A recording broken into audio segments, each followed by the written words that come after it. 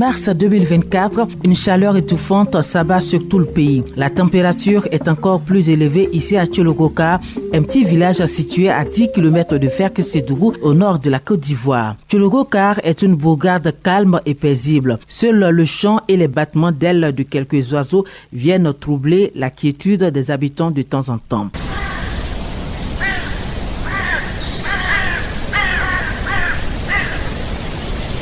Kone Nimaton, chef du village de Tchologoka, est arrêté à la place centrale du village, là où se tiennent leurs réunions. Son regard est dirigé sur le bois sacré du village.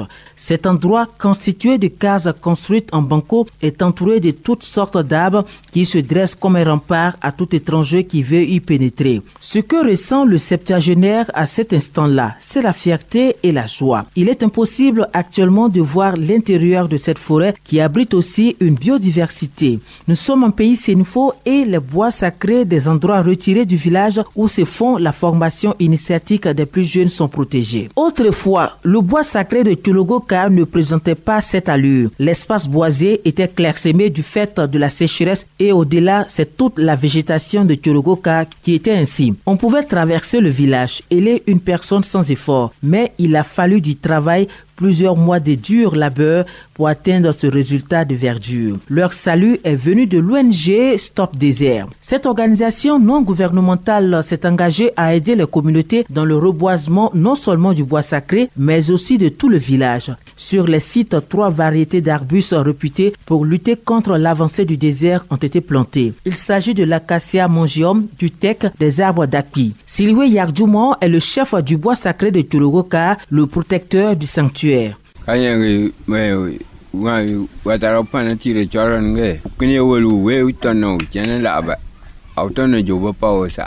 Au début, Ouattara a envoyé les bois pour les donner, pour planter.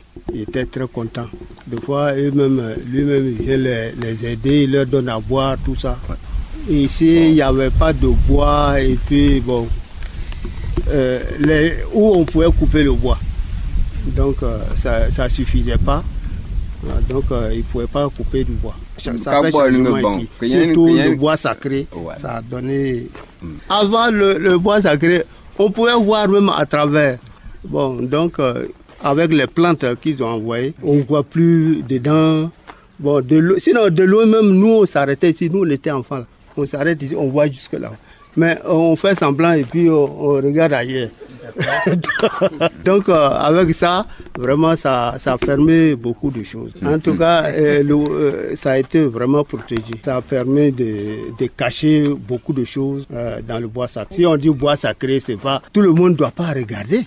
Mais quand tu vois que tout le monde regarde, ce n'est plus sacré. Le désert avance de plus en plus et cela se ressent chez les paysans qui n'arrivent plus à maîtriser les différents cycles pour faire les cultures. Koneye Farguia Siaka, cultivateur, 55 ans, souligne que la région fait face depuis de nombreuses années à la sécheresse accentuée par le déboisement pour le commerce de charbon. Conséquence, la récolte des denrées comme l'anacarde, la mangue, le maïs et le riz n'est plus abondante du fait de la rareté des pluies. Mais le cultivateur rassure que l'appui de cette ONG a été bénéfique pour la région. Aujourd'hui, la métamorphose est visible. Avec le reboisement de ces arbres-là, nous sommes vraiment satisfaits. Et on veut encore plus que ça. Puisqu'aujourd'hui, vraiment, il ne pleut pas.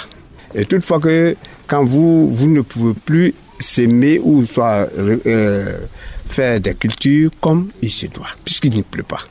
Mais avec ce reboisement, tu pouvais rester à 1 kilomètre vraiment pour voir. Vraiment, nous remercions vraiment toujours M. Ouattara, son ONG. Dans les parcelles, nous-mêmes, nous avons dit qu'il faut qu'il nous envoie encore plus dans des parcelles et le cimetière. Puisque vraiment, le cimetière aux alentours et du temps même, vraiment, il faut de l'ombre aussi. En Côte d'Ivoire, 60% du territoire sont actuellement touchés par la sécheresse et la désertification et ce taux s'élève à 90% dans la partie nord du pays selon les autorités ivoiriennes. L'agriculture, l'agro-industrie sont menacées provoquant des migrations et des conflits intercommunautaires. Face à la situation, le gouvernement ivoirien lance en mai 2022 à Abidjan, lors du sommet des chefs d'État et de gouvernement sur la COP15, un programme dénommé Abidjan Legacy Programme ou l'initiative d'Abidjan pour restaurer d'ici à 2030 3 millions d'hectares de forêt et à promouvoir des approches de gestion durable des sols. Cet appel du gouvernement à lutter contre l'avancée du désert, l'ONG Stop Désert l'aura bien compris des années en arrière.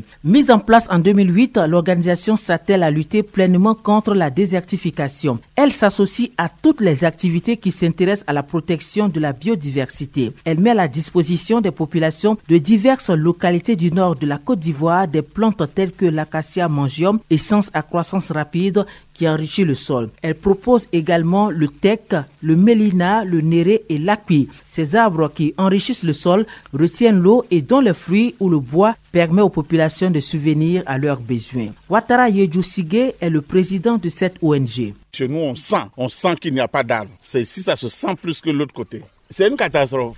Parce qu'aujourd'hui, là, personne ne maîtrise la pluie puisque les effets climatiques obligent. La pluie vient au moment où on a besoin de la pluie, ne vient pas. Au moment où on n'a pas besoin, la pluie arrive. En tout cas, ça fait que ça perturbe beaucoup nos parents. Et ça, on le sent ici. Bon, à Tcholoka, en fait, les arbres que nous avons plantés ici, en 2 ans, c'est autour de 1200 arbres. Généralement, on a des problèmes d'espace. Mais si quelqu'un a l'open de terre, on donne gratuitement, il faut dire aux parents, on donne peut-être 15 ans. On fait le suivi, c'est ça, on vient toujours regarder pour voir est-ce que ce qu'on a planté, est-ce que ça va, qu'est-ce qu'il faut améliorer. Il y a beaucoup de choses à faire. Dans un premier temps, un combat, ça se mène, puisque ça dit qu'il faut que nos parents même comprennent que l'effet de l'arbre, ça reste la vie. Où il n'y a pas d'arbre, il n'y a pas de vie. Où il n'y a pas d'arbre, il n'y a rien. Donc, je pense que nos parents ont commencé à comprendre. Dès que les parents ont commencé à comprendre à 100%, ça veut dire que nos actions vont porter réellement leurs fruits. Mais déjà, puisque les gens ne comprenaient pas pourquoi, quand on coupe un morceau de bois, pourquoi c'est pas bon. Mais en fait, avec nos explications et nos parents, et puis les éléments, les effets du changement climatique, c'est eux qui nous donnent raison aujourd'hui. À ce jour, plusieurs milliers d'arbres plantés grâce à l'ONG Stop Désert. Pour le président Ouattara Yedjousigé, la lutte est perpétuelle. Il faut que nos parents même comprennent que l'effet de l'arbre, ça reste la vie. Où il n'y a pas d'arbre, il n'y a pas de vie. Où il n'y a pas d'arbre, il n'y a rien. Donc, je pense que nos parents ont commencé à comprendre. Partout où on passe, le message a commencé à être entendu. En tout cas, je lance un appel à tout le monde, à nos parents surtout, pour leur dire ce que nous faisons, c'est pour nous tous. Nos parents, les anciens, nous ont laissé des arbres, donc faisons attention. N'entrons pas dans la forêt faire ce qu'on veut. Entrons dans la forêt et récupérer ce dont on a besoin. Ça, si on arrive à ce stade-là, je pense que chacun à son niveau doit apporter sa petite pierre pour que le reboisement, quand on parle, soit une réalité. L'ONG, en plus de planter ces arbres pour freiner le désert, s'inscrit dans la lutte contre la pauvreté. Aux paysans, elle conseille d'ajouter dans leurs champs des essences telles que l'acacia mangium, réputée pour sa capacité à enrichir le sol et à le rendre fertile. Cette pratique agroforestière constitue une source de revenus pour plusieurs familles riveraines. Dame Kone Ferella est la présidente des femmes veuves et orphelins de Ferké. Elle et les membres de son association engagés dans la lutte contre le désert ont bénéficié de 25 pépinières d'arbres de néré, d'acquis et des plantes de qualité de la part de cette organisation. Chaque femme a un champ. On a confié des plantes à chaque femme. Si on te confie les 5 tiges, il faut que tu t'arranges à ce que ça résiste. On ne veut pas de pertes. Les semences que nous avons faites à côté des arbres d'acpi sont plus verts que ceux qui sont à quelques mètres. Ça veut dire que l'acpi même, déjà, protège le sol. L'acpi protège le sol, voilà. Donc si nous avons fait plus de reboisement avec l'acpi, ça va nous arranger. Après une première expérience, ces femmes sont plus que jamais convaincues de la force de ces arbres. Elles sont plus intéressées par l'arbre d'acpi qui non seulement permet de lutter contre le désert, mais aussi procure des revenus à ces femmes. Elles ne veulent plus couper les arbres. On est conscient, mais qu'est-ce qui pousse les femmes à couper le bois? C'est la pauvreté. Si nous avons une activité génératrice de revenus, qui va bannir cet aspect-là, je pense que ça va nous aider. Mais avec l'acpi, quand il produit, ici à Ferké, l'acpi, la petite boîte de tomates de 125 là, c'est 500 francs. Si ça produit, si on a une plantation d'acpi, mais on va faire quoi avec charbon? On va faire quoi avec bois? On va dans nos champs de plantation d'acpi. On va laisser, comme on appelle, le charbon Malgré tout, la lutte contre le désert à travers ces essences d'arbres n'est pas sans limite. Ces arbres de reboisement sont prisés par les animaux, notamment les bœufs et les termites. Ces derniers peuvent attaquer les plants à tous les stades de développement, allant des jeunes pousses aux plants matures. Connaît Jean-Paul, agriculteur dans cette région. Quand même la plante est grande, ils viennent la tailler en haut parce que les feuilles la plaisent bien aux bêtes. Si les parents ne font pas attention, il va y avoir des difficultés de cohabitation avec ce berger-là. C'est ceux qui conduisent les bêtes-là qui font ces bêtises. Avec une machette, ils tranchent en haut pour que les feuilles tombent et les bœufs mangent. Mais quand on a tranché en haut, ça facilite le travail des termites en bas. Il y a les termites qui bouffent aussi. Les termites, les bœufs et les rations de tous les animaux bien sûr, mais même les cabrits ils aiment ça aussi. Les cabrits, les moutons, tout le monde mange cette plante-là, le méléna surtout. Selon le docteur Koulibaly Brahima, chercheur au Centre national de recherche agronomique CNRA et chef du programme forêt et environnement, l'une des actions qui pourrait freiner la lutte est l'action de l'homme autour de ces plantes. Il reconnaît que ces plantes permettent effectivement de restaurer les sols dégradés, mais il faut faire attention à l'activité qui est menée autour quand le reboisement est fait. Par exemple, la pression foncière, les feux de brousse et l'élevage. Ce qu'il ne faut pas faire, c'est faire des feux de brousse incontrôlés, c'est faire de l'orpaillage pour détruire nos espaces là. Parce que finalement, l'orpaillage, on va faire des excavations, détruire la flore, détruire machin. C'est ne pas tuer les animaux. Voilà. Ça veut dire que toutes les activités que l'on mène qui détruisent l'équilibre naturel qui est là, c'est ce qu'il ne faut pas faire. Les limites, c'est les pratiques anthropiques de l'homme qui détruit. Parce que quand on détruit la flore, la faune, on détruit donc un équilibre qui est là, et on permet effectivement au désert d'avancer parce qu'on a cassé quelque chose dans la machine et puis donc les fonctions de régénération du sol sont là.